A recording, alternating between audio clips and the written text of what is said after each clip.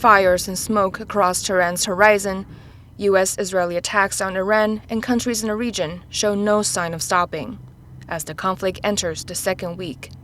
Ambulance waited outside this hotel in Lebanon's capital, Beirut, after an Israeli strike killed at least 4 people and wounded a dozen more. Tehran's Mahabad airport was also hit, with satellite images showing damaged planes and debris. And Israel says there's more to come.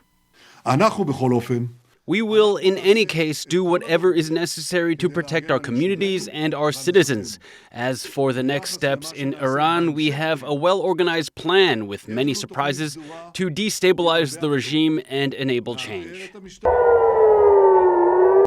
Iran hasn't been idle either. It's been firing retaliatory shots at Israel, most of which are intercepted mid-air.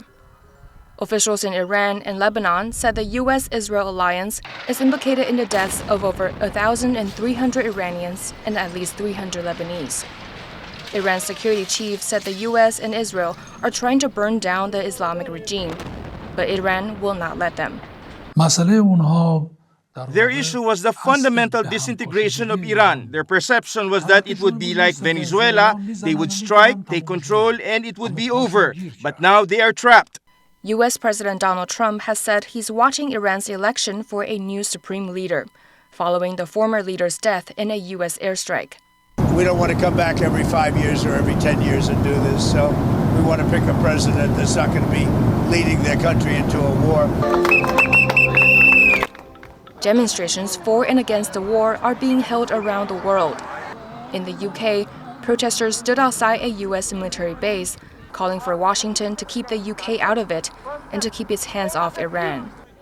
In France, people are also worried about the war's impact on Iran's sovereignty and on the civilians in the region who are suffering. We cannot say that we want war because it weakens the regime and will enable it to be overthrown.